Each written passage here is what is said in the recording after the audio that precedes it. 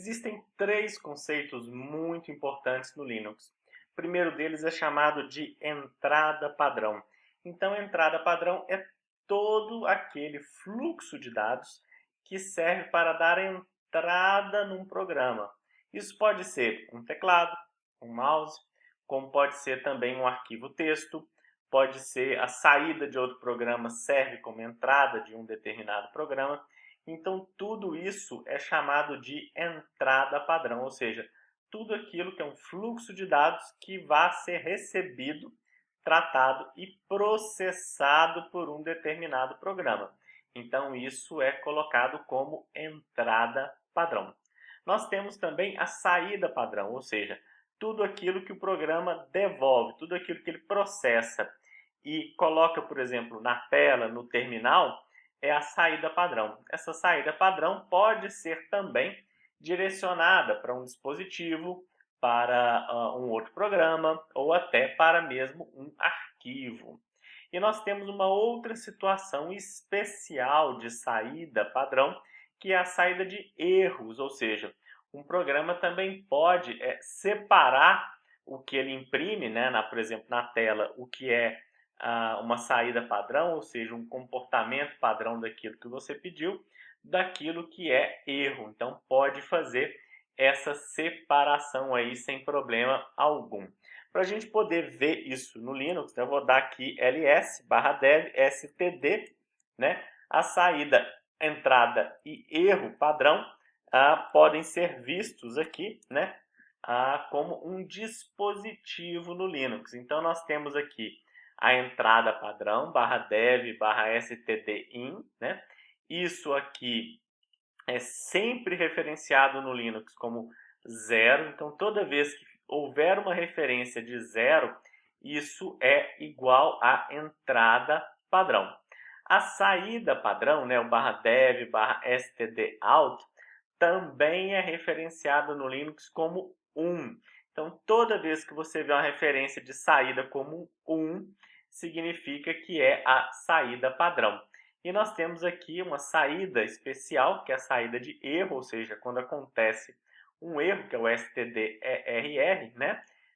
Onde sempre é referenciado como 2. Então, toda vez que você vê em termos de saída 1, 2, significa que isso aqui é a saída de erro. Bom, a primeira situação que eu quero mostrar para vocês é a entrada padrão. Então, a gente pode utilizar a entrada padrão, né, de um determinado comando, como, por exemplo, a saída de um outro comando. Então, eu vou utilizar aqui o ls-l, né, e eu quero pegar aqui, por exemplo, os arquivos que tem a palavra número, né? Então, eu quero aqui pegar o ls-l, vou dar um pipe grep, e aqui eu já estou falando de um condutor, ou seja, algo que conduz a saída desse comando.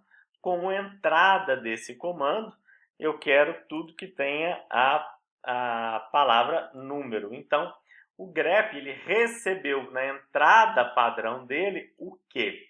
A saída de outro determinado comando. Então, ele listou aqui, ele filtrou para mim somente o que tinha a palavra número. Então, eu posso ter como entrada padrão quando um comando recebe um determinado arquivo, por exemplo, como sua entrada padrão. Então, por exemplo, aqui eu tenho o MySQL, eu posso passar aqui um usuário, posso passar aqui uma senha, posso passar um banco de dados, e aqui eu quero que ele processe um determinado arquivo. Então, eu posso colocar aqui SQL, né? Um arquivo de SQL.txt, e aí, se eu desse Enter nisso daqui, o MySQL receberia aí o arquivo de SQL.txt, de repente, com algumas queries para ele poder executar, né? Então, esse é um exemplo de entrada padrão para um determinado programa que você pode ter aí. Como saída padrão, nós podemos ter também gravar alguma coisa em um arquivo. Então, se eu der um ls-h aqui e mandar isso aqui para uma lista, eu tenho aqui uma lista de diretórios que eu acabei de gravar com a saída padrão. Essa saída padrão também pode sofrer uma adição de alguma coisa quando eu utilizo aqui maior que. Então, ele vai fazer uma adição, vou limpar a tela aqui, cat lista. Então, nós temos duas vezes a mesma lista aí. Eu também posso utilizar o cat, né, para poder criar um arquivo. Então, eu peguei o cat e mandei a saída dele para um arquivo. Mas observe que eu não coloquei a entrada. Então, a entrada vai ser o quê? O meu teclado. E tudo que eu digitar pode ser salvo neste arquivo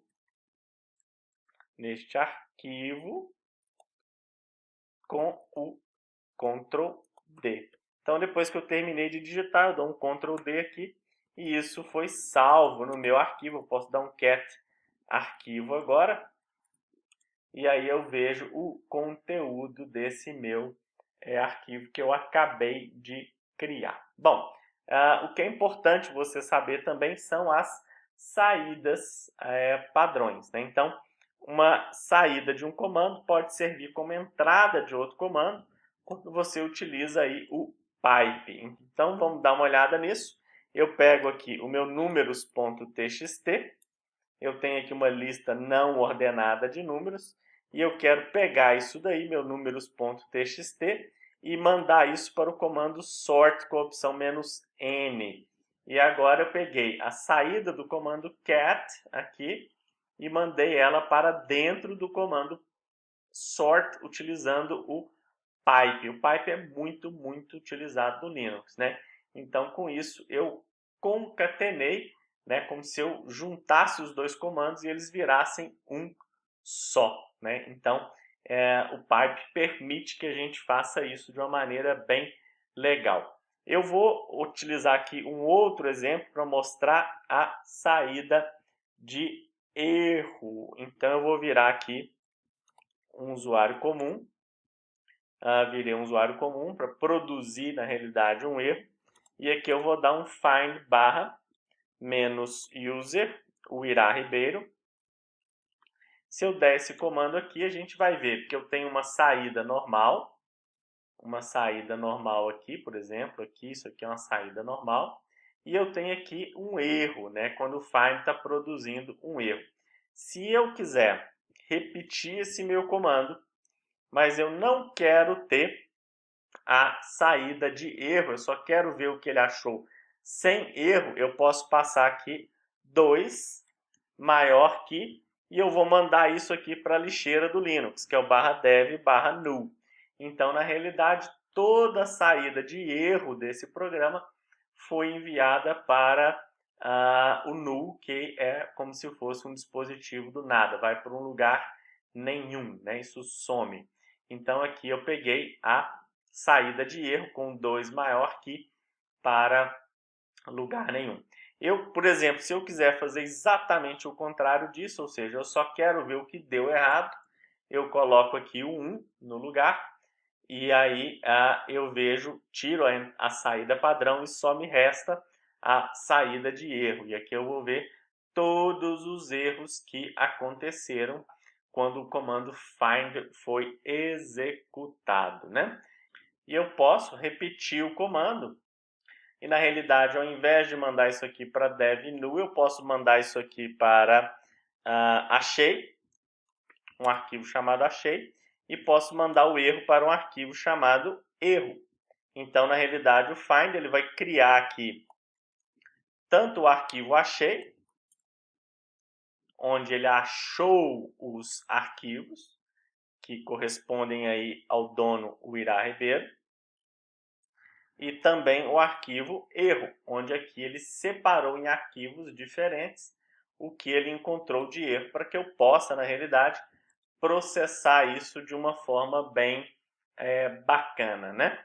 E eu posso ter aqui também a combinação desses dois, que pode ser, em vez de eu mandar para arquivos separados, eu posso juntar essas duas coisas no mesmo arquivo. Vou chamar isso aqui de arquivo.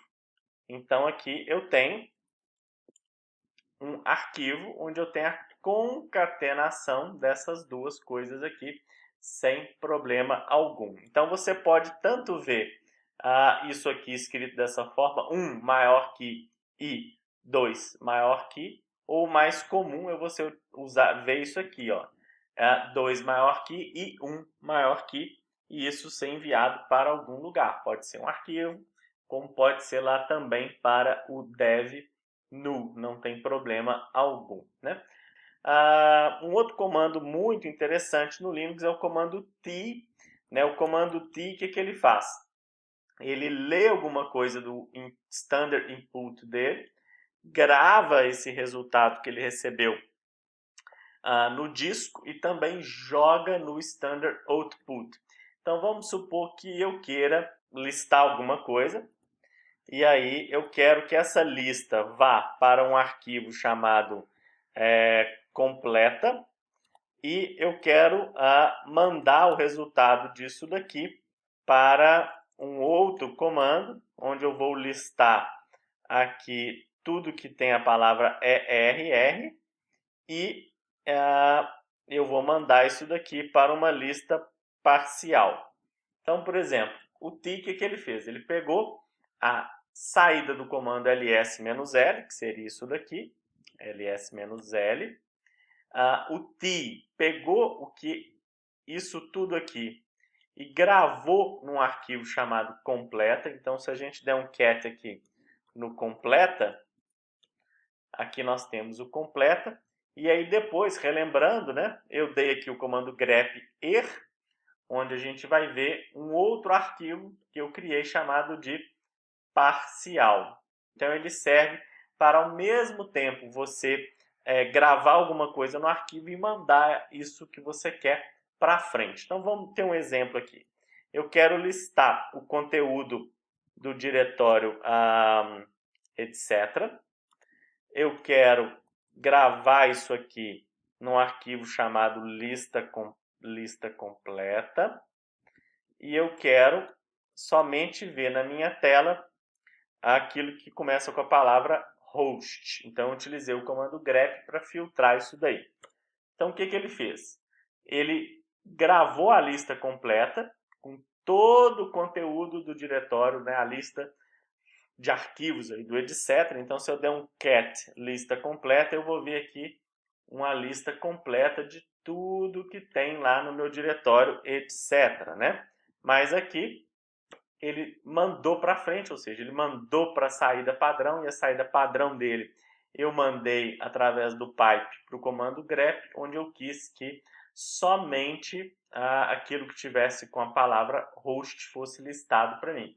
Então o t ele é um comando que vai servir como junção de alguma coisa para alguma coisa, que é onde ele faz sentido existir, onde você quer ter em arquivo, né, como se fosse o parcial de um comando para ser executado por um outro comando.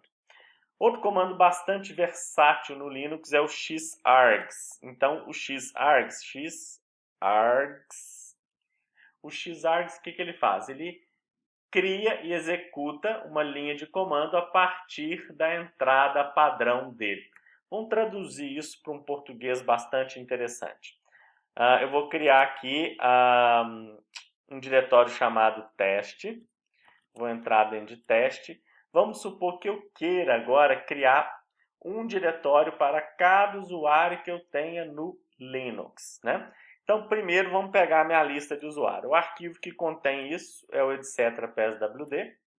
Eu tenho aqui todos os usuários com ID de usuário, ID de grupo, home directory e também o shell que ele executa. Mas eu quero só o nome do usuário. Então eu vou utilizar aqui o comando pipe, um redirecionamento, vou mandar essa lista para o comando cut, vou falar para o cut que o meu delimitador é o 2 pontos e eu quero a primeira coluna do meu arquivo etc. pswd.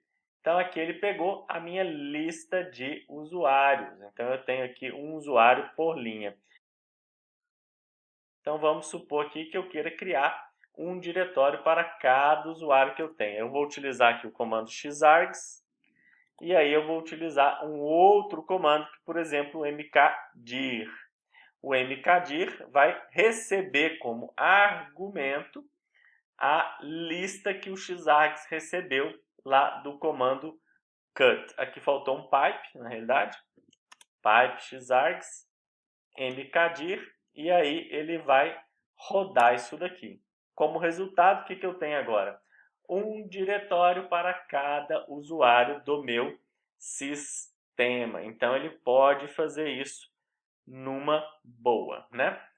Um outro exemplo de uso do xargs é você utilizar o comando find --name *.soul, ou seja, eu quero todas as bibliotecas do meu Linux, e aí eu vou dar um comando aqui pipe xargs para ele dar um ls-l para mim, para eu saber detalhes sobre as bibliotecas. Então eu dou esse comando e ele vai listar aí os detalhes, quem que é o dono, tamanho, data de criação dessas bibliotecas. Se eu fosse dar só o find sozinho,